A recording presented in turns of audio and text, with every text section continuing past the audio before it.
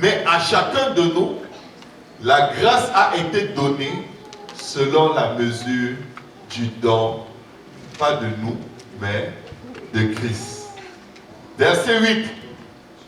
C'est pourquoi il est dit, étant monté en haut, il a amené des captifs et il a fait des dons aux hommes. Quand Jésus est monté, il ne nous a pas laissés seuls. En toi, il y a un don. Je ne sais pas avec quel mot je peux le dire pour que ce soit très clair dans ton esprit. Parce que ta marche avec Dieu et ton influence dans la vie de tes frères et de tes sœurs dépend fortement de l'utilisation de tes dons. Et tes dons, tu les connais en regardant seulement ce que Dieu a déjà fait pour toi dans le besoin. Est-ce que nous pouvons nous lever? Gloire au nom de Jésus.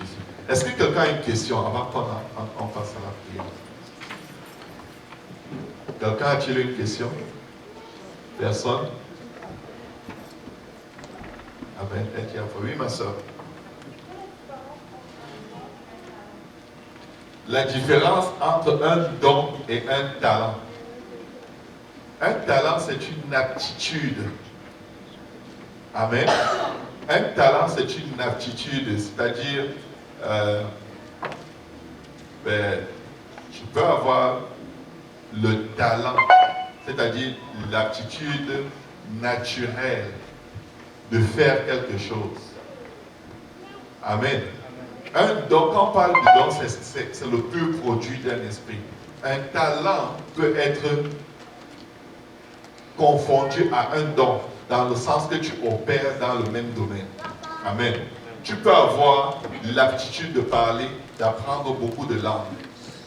Mais le jour de la Pentecôte, il parlait les langues de peut-être 12 ou 15 régions différentes de la terre. Ils ne comprenaient pas ce qu'il disait, sauf que les gens qui venaient de ces régions comprenaient. Ils avaient le don des langues. Amen. Mais c'était en même temps le baptême du Saint-Esprit, parce que pour eux, ça ne signifiait rien. Mais pour ceux qui comprenaient, cela signifiait quelque chose. C'est pourquoi il est écrit dans 1 Corinthiens chapitre 14 que toute langue signifie quelque chose. Peu importe ta manière de t'exprimer par l'esprit, ça signifie quelque chose quelque part. Amen. Est-ce que tu as fait la différence? Un talent, tu n'as pas besoin de Dieu pour du baptême du Saint-Esprit pour avoir le talent. Mais un don vient de l'Esprit. Les dons sont accordés par l'Esprit de Dieu.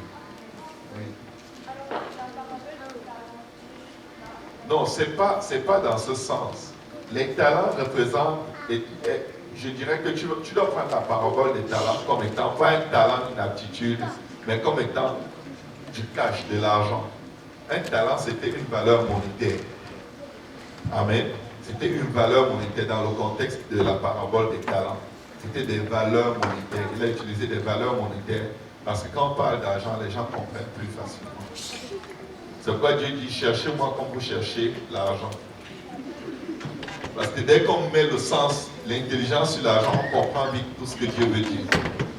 Quand on convertit tout ce qu'on explique en argent, c'est clair, les calculs sont très faciles pour le cerveau humain. Amen. Quelqu'un a une autre question?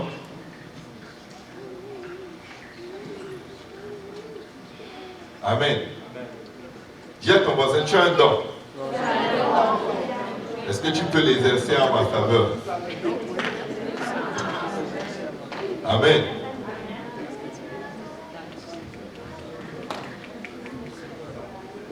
Amen. Si vous avez des offrandes lors de cette étude, vous pouvez vous avancer et les déposer, ou alors je vais laisser passer des plateaux. Amen. Si vous avez des offrandes.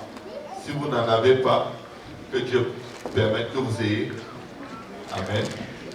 Alléluia. En ce moment, on va prier.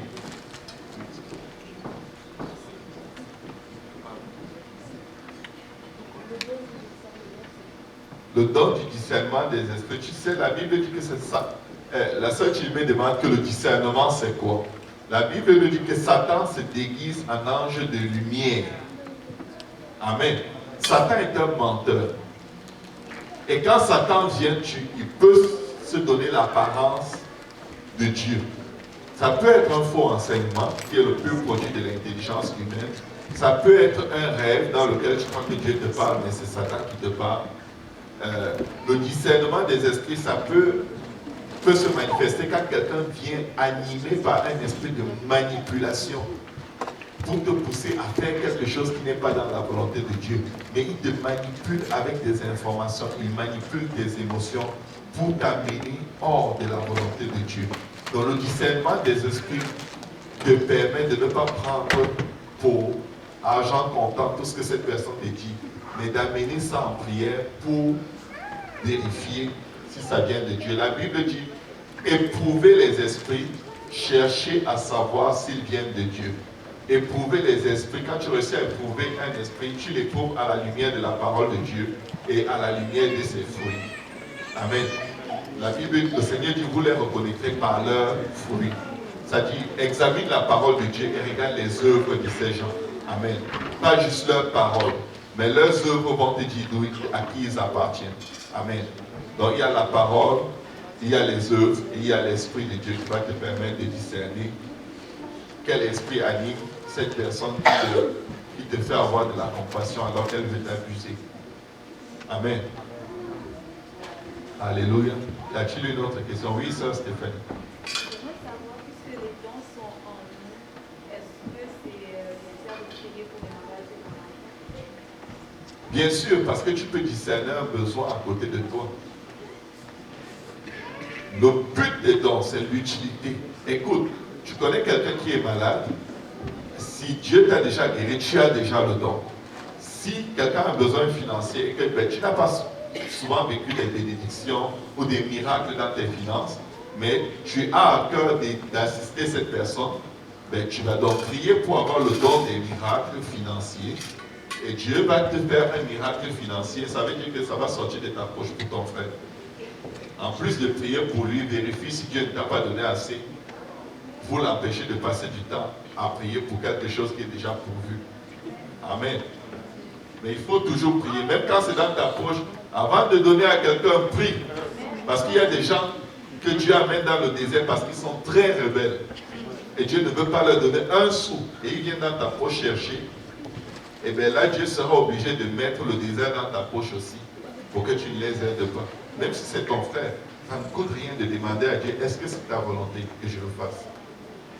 Faites toutes choses par la prière, au nom de Jésus. Des fois, Dieu va mettre quelqu'un dans une situation financière, la personne vient t'emprunter de l'argent et ce n'est pas la volonté de Dieu. Et Dieu l'avait amené dans ce blocage financier pour que la personne abandonne ce projet. Maintenant, tu prends de tes poches pour prêter à la personne et devine quoi? La personne ne te rembourse jamais. Parce que tu es allé hors de la volonté de Dieu en lui prêtant de l'argent. Retenez cela. Des fois, les prêts, les emprunts, là, allez chercher la face de Dieu. Et marquez ça sur un papier, la date du remboursement. Ce n'est pas parce qu'on est chrétien qu'on doit rien mettre sur papier. Oh, c'est mon frère, il va me donner pardon, c'est la chair. S'il est hors de la volonté de Dieu, tu ne verras rien. Parce que toi, tu as opéré hors de la volonté de Dieu. Je vous le dis. Ce n'est pas parce que vous êtes assis dans la même église que c'est le critère suffisant pour savoir quand il faut faire ou quand il ne faut pas faire. Va encore demander à Dieu, Seigneur, est-ce que tu veux que je prête à mon frère? Parle-moi, parle à mon cœur, donne-moi un signe. Fais quelque chose que je le sache et que j'ai la paix. Parce que s'il ne me rembourse pas demain, quelqu'un qui a réellement besoin va venir, je ne pourrai pas donner.